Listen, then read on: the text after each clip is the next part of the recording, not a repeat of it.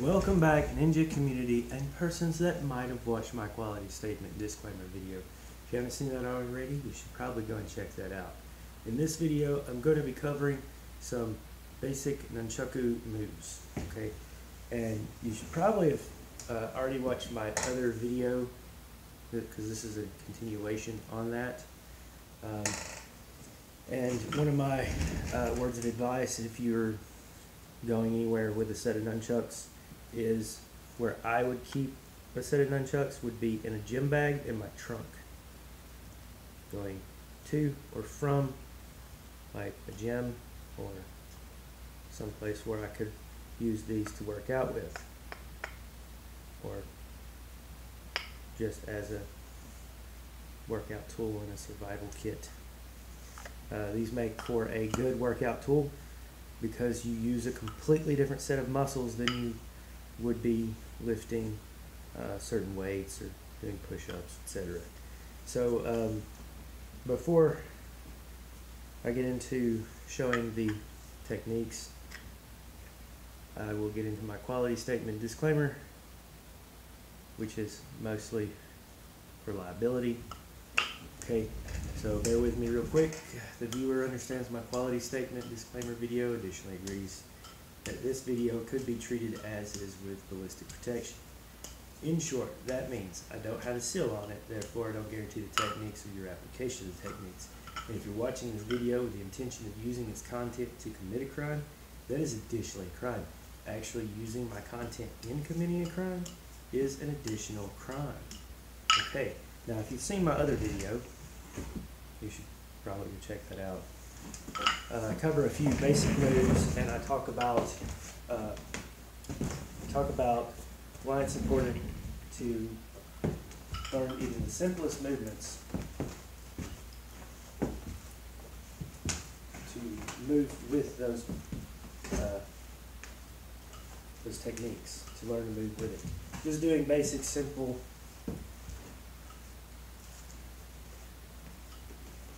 walking, or if your form practices steps, like practice whatever your form is, you can use these and build on that. Okay, you don't have to completely drastically alter your form. Just try to incorporate this weapon in what you already practice, as long as your foundation is solid. Okay. In my other video, I covered this is 1. Okay, this is 2. And again, it's important to learn to move. Okay, and then I believe I covered this is 3.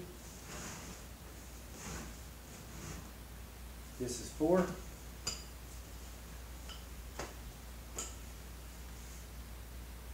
This is 5. Okay, a triangle as 6.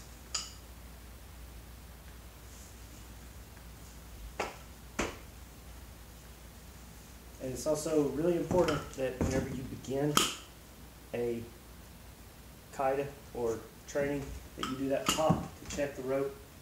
Make sure that you don't have a piece flying off in random directions. Okay, and if yours is a chain, FYI, I've actually had more chains break on me than ropes. So bear that in mind. So to me, it's more likely that a chain will snap loose and be flying across the ring. So again, this was 1, 2, 3, 4,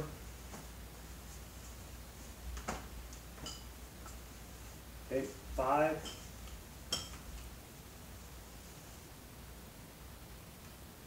6 as a triangle, 7 with a spin,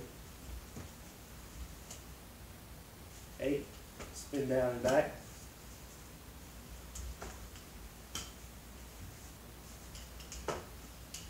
8, and then I think I covered like a 9 and a 10, or hang Actually, this would be a 9 and a 10. Now, if your form throws a knee, don't know if I know how to move that way. If your form throws a knee or brings the leg up high, you could incorporate that, whatever your form is, for a across the knee. It doesn't have to particularly be some form of gurk or variation in order to utilize the nunchucku. Okay.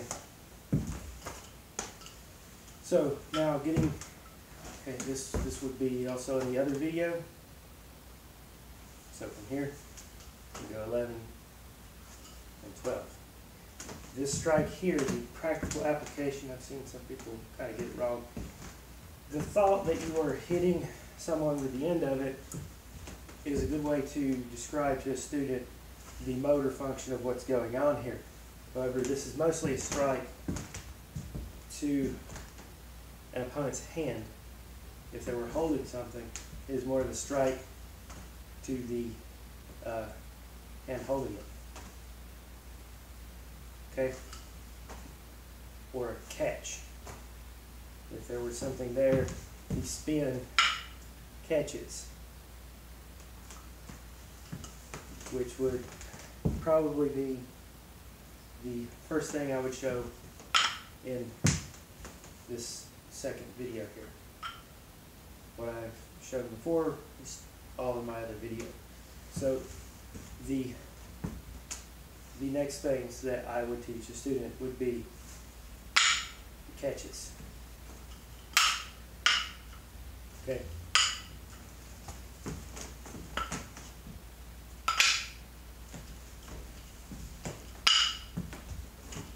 Probably starting from here.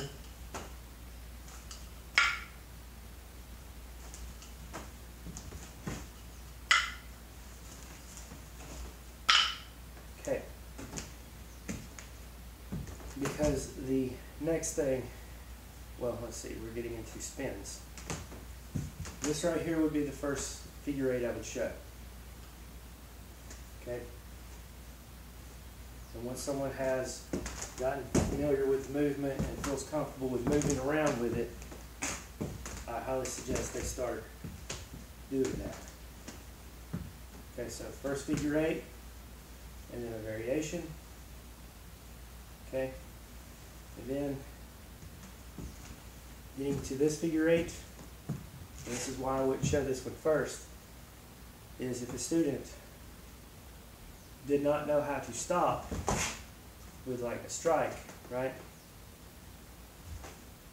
It being a fluid weapon, and sometimes stopping would be going into another strike. Okay. I've had to disarm a student before who didn't know how to stop, and they just kept getting faster. And this was the only move they really wanted to learn. They weren't interested in the other moves. I probably could have done that one better because I had to disarm my student.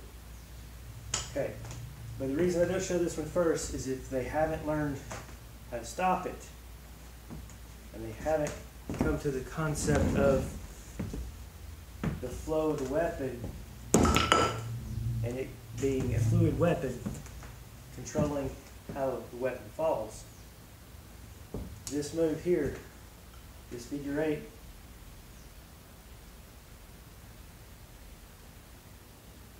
if they had to stop or could not stop it that way, or flow into a different technique, okay, it's important for them to learn to drop it or to throw the nunchucku. So in this video, it's mostly catches, figure eight, throw. And it is also important when training with a nunchucku that you train yourself not to go after a weapon that you drop. And you can do this by purposefully training to throw it down. Okay? This gets you out of the instinct of ducking for your weapon. If you duck for your weapon, you could leave yourself vulnerable to some type of attack from an opponent. Okay? So, we have catches, figure eight, second figure eight, throw it.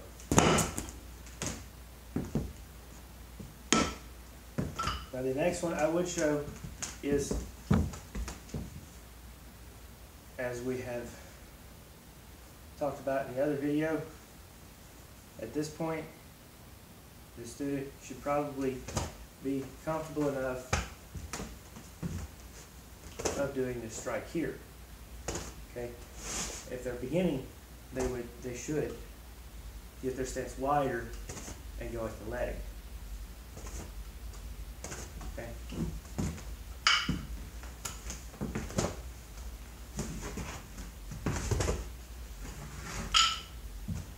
Okay, so the next move that I would show, got his figure eights, is from this figure eight going behind the back here. Okay. I probably wouldn't show behind the back from here, as a student might accidentally try to do the figure eight here and go behind the back and get into a bad practice. Okay. So, catches, figure eight, throw, variation,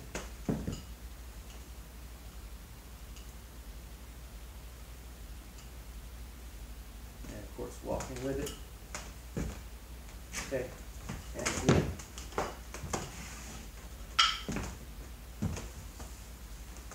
Okay, so the next one that I would show is a spin across the knuckles. It would be done this way. The application of the spin, so we're getting to this one. The application of the spin is to avoid being disarmed and to learn how to disarm. Okay, so the first spin is this way. And then from here, going back around. Additionally, if you struck something or someone, right, the nunchucku is likely to bounce back. This would get you into the practice of avoiding a disarm. Okay, so the first spin across the knuckles in here. Okay, so just this movement,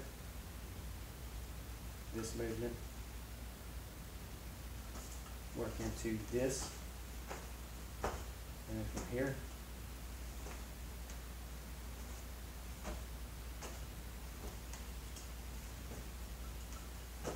and then of course moving while doing it. Okay, it is not practical to be in a fight throwing the weapon across your knuckles unless you're intending on intimidating your opponent. This as a strike is less effective than just a strike. Even the spin is mostly to catch an opponent's arm or weapon.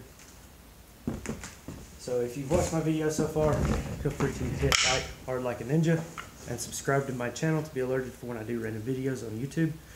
And you can find me on Facebook under my artist name, Mel-El, or my 10th ninja name.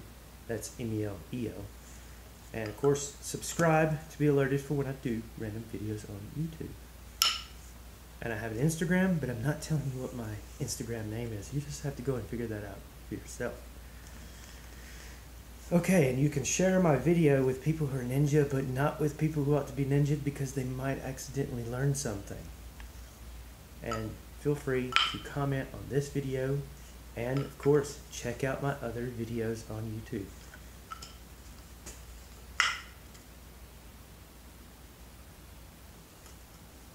So, until next time, stay ninja, my friends. Stay ninja.